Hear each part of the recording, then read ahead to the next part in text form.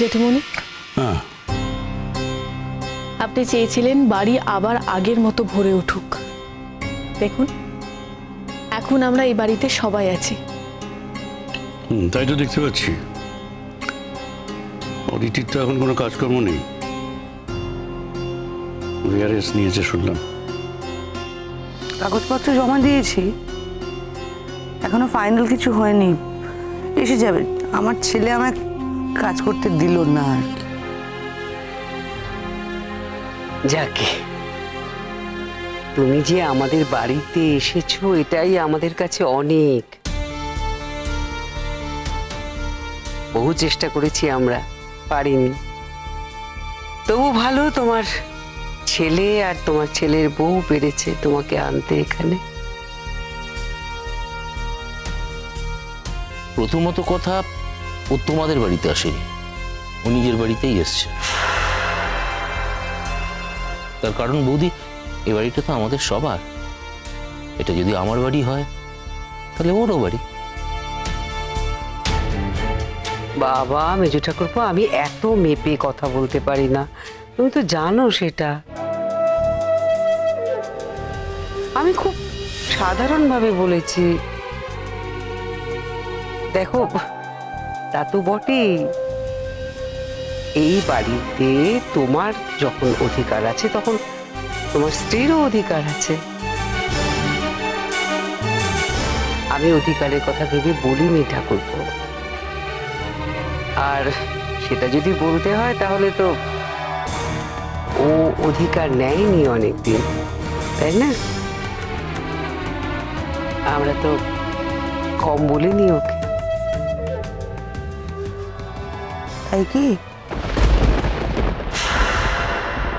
এটা কি বলছো তুমি? তোমাকে আমরা থাকতে বলিনি? বলেছিলেন, কিন্তু অনেক শর্ত ছিল যে। সব সংসারে কিছু নিয়ম কানুন থাকে, কিছু শর্ত থাকে অদিতি। সেই তো, নিয়মকানুন থাকে, সবই থাকে, শর্তগুলো আমি মানতে পারিনি, তাই থাকি। আমরা এখন পুরনো কথা কেন বলছি? আমি তো সেটাই বুঝতে পারছি না।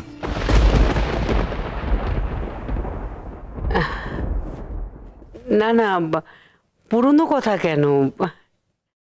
পুরনো কথা তো বলতে চাইছি না। সত্যি আমরা আমরা খুব খুশি হয়েছি তোমরা এখানে আসাতে।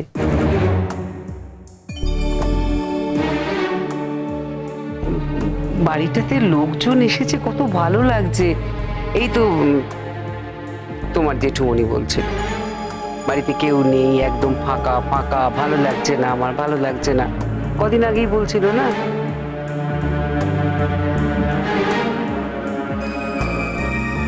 মেজমা, তুমি এসেছো, আমাদের যে কি আনন্দ হচ্ছে তোমাকে বলে বোঝাতেই পারবো না। আমারও ভালো লাগছে, তোমাদের সকলের সাথে থাকা হবে আমার। হ্যাঁ, তোমার এখন নেক্সট কি প্ল্যান আছে?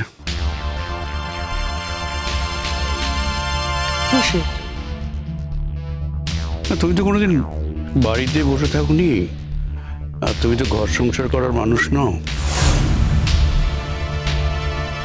যেমন তুমি চাকরি করেছো, ছাত্রছাত্রী পড়িয়েছো, এখন তোমার কি প্ল্যান? আমি এখানেই কোথাও চেষ্টা করব, যদি ওই গেস্ট লেকচারার হিসেবে কোথাও সুযোগ পাই সেটাই করব। আমাদের কলেজে নাকি?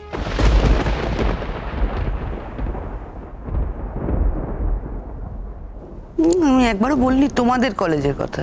ও ও। না, আমাদের কলেজে যদি জয়েনও করে তাহলে তোর কি কোনো আপত্তি আছে? আমি আবার কখন বললাম আমার আপত্তি আছে? না, আমি জাস্ট এমনি বললাম, ক্যাজুয়ালি। আসলে ওই স্টুডেন্টদের অ্যাকসেপ্টেন্সের একটা ব্যাপার আছে, তো বুঝতে পারছিস তো কি বলছি, সেই জন্য বললাম। আপনি কি করে জানলেন ছোটকা?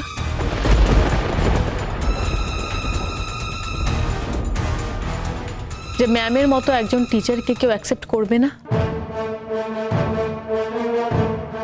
আমি তো আগের দিনই জেঠুমনিকে বললাম, ম্যাম যদি আমাদের কলেজে জয়েন করেন তাহলে কলেজেরই ভালো হবে। মোহর, আমার অন্যান্য প্ল্যান আছে, আমি এসব কিছু ভাবিনি। মানে এই ওনাদের কলেজ নিয়ে আমি কলকাতায় কাছাকাছি কোনো কলেজে যদি ওই গেস্ট লেকচারার হিসেবে জয়েন করতে পারি, এখন তো টাকা পয়সা নয়, একটা চর্চার মধ্যে থাকা, এই আর কি। মেজদি, আমি তোমাকে বলছি, তুমি কোনো দিন চাকরি ছাড়বে না। দেখো, আমরা তো সারা জীবন ঘরবন্দি হয়েই থাকলাম। ঘরবন্দি হয়ে থাকার যে কি যন্ত্রণা, সেটা আমরা খুব ভালো করেই বুঝতে পারি। তুমি এত বছর চাকরি করেছো, তুমি একটা স্বাধীন চেতা মানুষ, তুমি কেন বাড়িতে বসে থাকবে? তুমি নিশ্চয়ই চাকরি করবে। তাহলে তুমি পরিকল্পনা করেই এসছো। এমন তো নয় যে তুমি আমাকে বলবে যে বড়দা আমার কিছু কাজের দরকার, আপনাদের কলেজে আমাকে একটা চাকরির সুযোগ করে দিন। তুমি তো নিজেই বললে যে তুমি অন্যান্য কলেজে অ্যাপ্লাই করবে, সুতরাং আমার দিক থেকে বোধহয় আর কোনো দায়িত্ব রইল না। না না, যে কলেজে এত বছর আমার কোনো জায়গা হলো না, হঠাৎ সেই কলেজে আমি জয়েন করব? হ্যাঁ, আপনি আমার যোগ্যতা জানেন। যদি আপনার কোনো সংশয় না থাকে আর আমাকে ডাকেন, আমি নিশ্চয়ই আপনার কলেজ জয়েন করব। কিন্তু জাস্ট বিকজ আপনাদের কলেজ, তাই জন্য আমি জয়েন করব না, না না না। যেখানে আমার যোগ্যতা বিচার করে, সমস্ত বিবেচনা করে আমাকে বলবে কাজ করতে, আমি সেই কলেজেই জয়েন করব। সেখানে কোনো অনুনয় বিনয় কোনোটাই থাকবে না আর কি।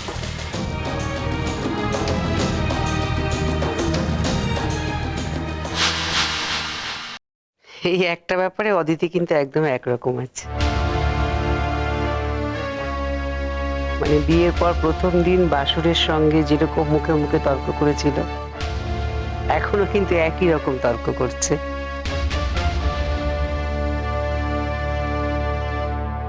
দেখো মেজো ঠাকুরপো, তোমার দাদা তো অন্যায় কিছু বলেনি। ও বলছে যে ও যদি আগে থেকে জানতো, সত্যি তো ও জানতে পারেনি, আমরা কেউই জানতে পারিনি যে ও ভিআরএস নেবার পরেও আবার কাজ করতে চাইবে।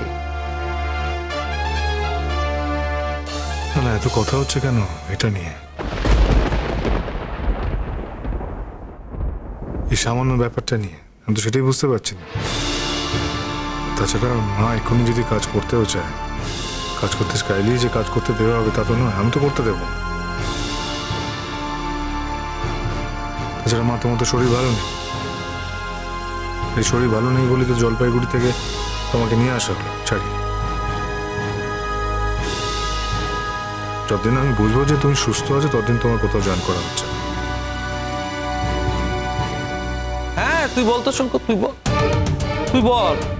আমাদের কথা তো বৌদি কোনোদিন শোনেনি, তোর কথা নিশ্চয়ই শুনবে। তুই বলি ছেলে, রক্তের সম্পর্ক বলে কথা, তাই না? হ্যাঁ,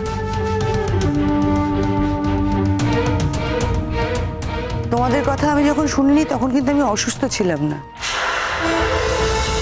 আমি চাকরি করি এটা এই বাড়ির কেউ চায়নি, কিন্তু চাকরি ছাড়া আমিও থাকতে চাইনি, বাড়ি থেকে চলে গিয়েছিলাম, সেটা তো জানো।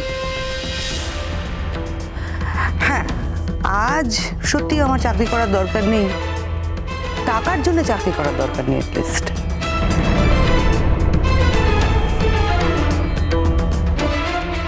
হ্যাঁ, তা তো বটেই। তোমার স্বামী কলেজের একজন ডিরেক্টর, তোমার ছেলে কলেজের একজন ডিরেক্টর, তোমার কাজ করার কি দরকার? এভাবে ভাবতে তুমি অভ্যস্ত, আমি তো অভ্যস্ত নেই।